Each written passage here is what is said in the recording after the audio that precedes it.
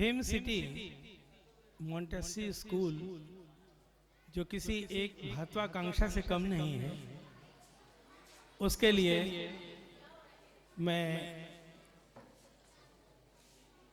यहाँ पर यहाँ के मैनेजमेंट को और यहाँ के प्रिंसिपल इन सब को सफलता के लिए बधाई देना चाहता हूँ। इसमें आप सबका भी बहुत योगदान है।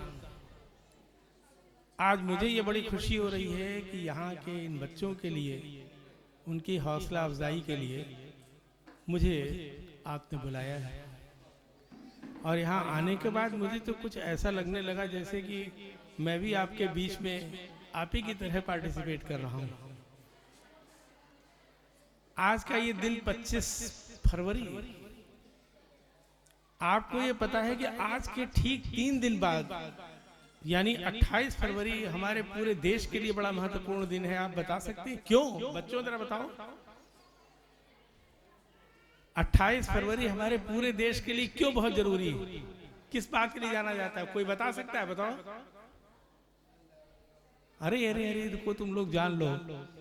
28 फरवरी को हमारे देश के एकमात्र विज्ञान के नोबेल पुरस्कार विजेता सर सीवी रमन को नोबेल पुरस्कार दिया गया था, जो दुनिया का सबसे बड़ा पुरस्कार होता है।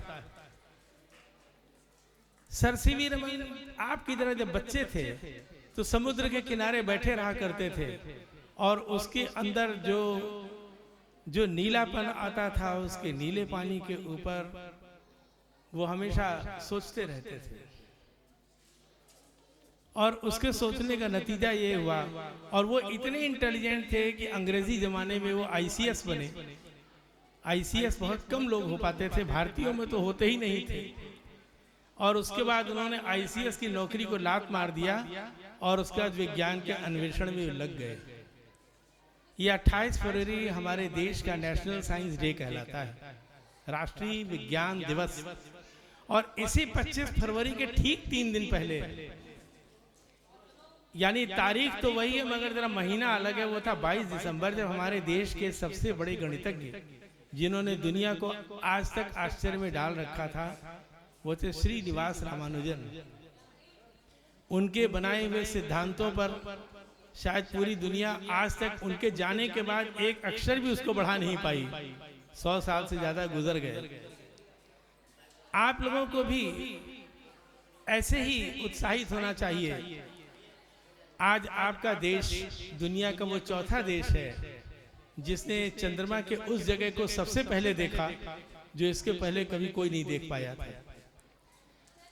हमारे अंतरिक्ष यान चंद्रयान को, जिसको हमने जहां पर उतारा, वहां ना अमेरिका कभी उतर पाया था, न रूस उतर पाया था और न चीन उतर पाया था। सबसे पहले भारत ने वहां पे कदम रखा, क्योंकि वो जगह ऐसी है कि उस पर कदम रखना खतरे से खाली नहीं था। आज आप आसमान की ऊंचाइयों पर पहुंच गए हैं। बच्चों, आप लोग इस समय आसमान की ऊंचाइयों पर पहुंच गए हैं। और अब चांद के बाद हम लोग सूरज की तरफ भी देख रहे हैं। सूरज की तरफ देख करके हम वो बातें पता कर रहे हैं जिसे आज हम दुनिया को बताने के लायक हो गए हैं। बच्चों, हमेशा ये ध्यान रखना, ऊंचे से ऊंचे अरमान रखना। तुम्हारे अरमान में अगर कोई कमी आ जाएगी तो समझ लो उससे तुम्हारे अंदर भी कमी आ जाएगी। लेकिन एक बात ध्यान देना, वो उसके लिए मैं तुम्हें कहानी सुनाता हूं। पहाड़ पर, हिमालय पर, अरे आपका भी तो हिम मॉन्टेसी स्कूल है ना, तो हिमालय क्या है? बहुत ऊंचा पहाड़ है और बहुत दूर दूर तक फैला हुआ, दूसरे देशों में भी है। उस हिमालय पर जहाँ कोई जाता नहीं है, वहाँ ऐसे ऐसे बहुत से लोग जो एकांत में बैठ करके और अपनी साधना तपस्या करते हैं। उनमें एक साधु था और एक सन्यासी था।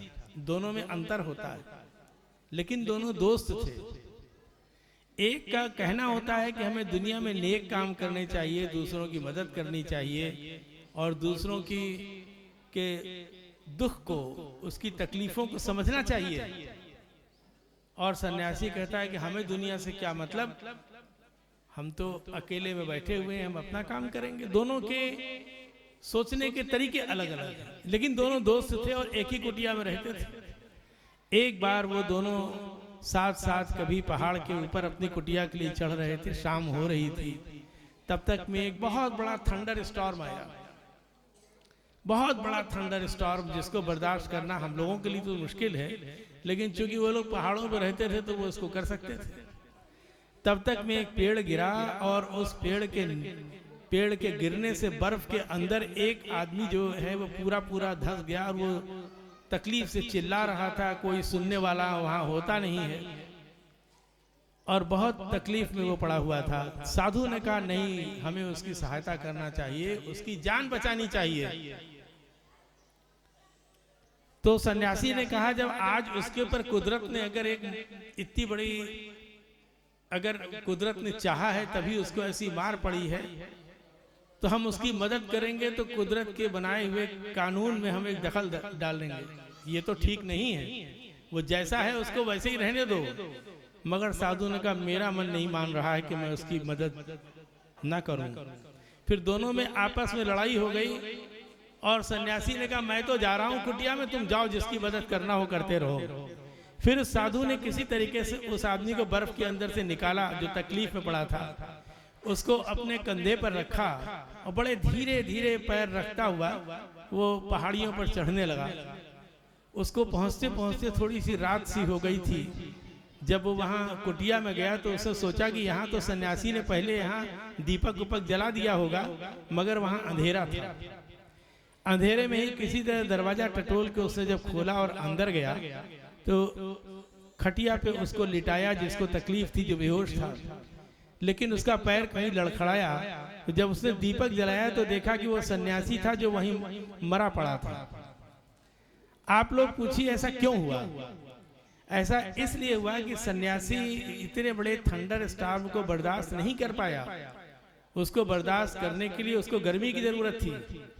साधु ने दूसरे की मदद करने के लिए जो मेहनत किया उससे उसकी जान बच गई, क्योंकि उसने उसके शरीर में गर्मी आ गई। लेकिन जो सन्यासी था उसने कहा ये तो कुदरत का खेल है, हम इसमें क्यों पड़े। उसके शरीर में गर्मी नहीं आई और वो बर्दाश्त नहीं कर पाया और मर गया। बच्चों ये ध्यान दो कि जब हम किसी की मदद करते हैं तो उसके बदले में हमें भी जीवन मिलता है।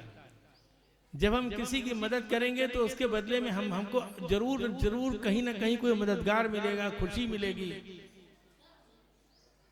और इस समय, आज के समय में जब मैं देख रहा हूं कि लोग इंसानियत को खोते जा रहे हैं, उनको ये सोचना पड़ेगा कि इंसानियत से बड़ी और कोई चीज नहीं होती है। हम किसी के लिए इंसान होते हुए अगर इंसानियत नहीं रखेंगे तो उसमें हमारी भी जिंदगी खत्म हो जाएगी। अगर हम किसी के रास्ते में एक अड़ंगा डालेंगे तो वो अड़ंगा फिर सबके लिए बन जाएगा, वही अड़ंगा एक कानून बन जाएगा। हम लोगों के लिए इसलिए जरूरी है कि हम दूसरों के लिए खुशियां लाएं, तभी हमको भी खुशियां मिलेंगी। बच्चों ये एक बहुत बड़ी बात है कि आप लोग यहाँ जहाँ एकत्रित हैं, इकट्ठा हैं, एक बहुत बड़े बड़े उद्देश्य के साथ इकट्ठा हैं। 3 बातें आप ये तो ध्यान में ही रखिए कि आपकी जिंदगी में सबसे ज्यादा जरूरी कौन है? आपके माता और पिता जो आपको इस दुनिया में लाए, और तीसरा वो उस्ताद या गुरु होता है जो आपकी जिंदगी को बनाता है। आप इन तीनों को जब आदर देंगे, उनसे दुआएं लेंगे, उनके आशीर्वाद लेंगे, तो आप देखेंगे कि तभी आपकी जिंदगी जो है वो सही रास्ते पर सार्थक होकर चलेगी। यही नहीं, बच्चों, दुनिया में छोटे बच्चों ने कभी कभी ऐसे काम किए हैं जो कभी बड़े बड़े लोग नहीं सोच पाए।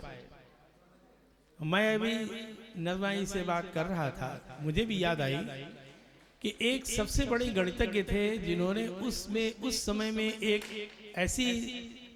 ऐसा फार्मूला निकाला जब उनकी उम्र मात्र 4.5 साल की थी। वो स्कूल जाते थे पढ़ने के लिए, लेडी टीचर्स थी, वो बच्चों को किसी न किसी लंबा काम देकर उनको फंसा देती थी, अपना उस बैठे बैठे बातचीत करती थी जैसा होता है।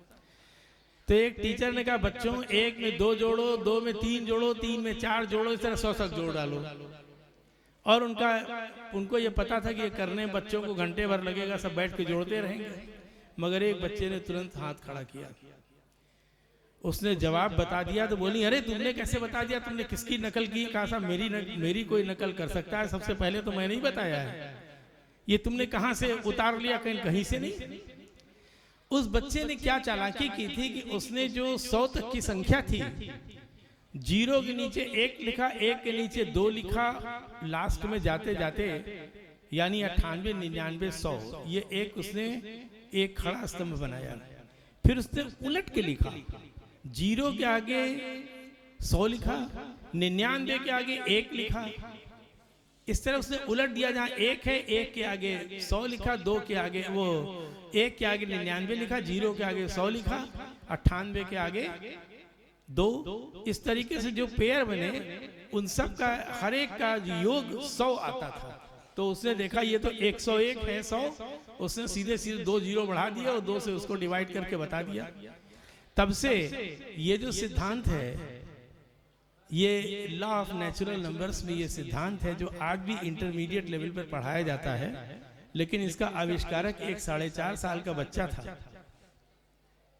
आप नहीं जानते हैं कि कभी कभी आपको कोई ऐसी चीज सूझ सकती है जो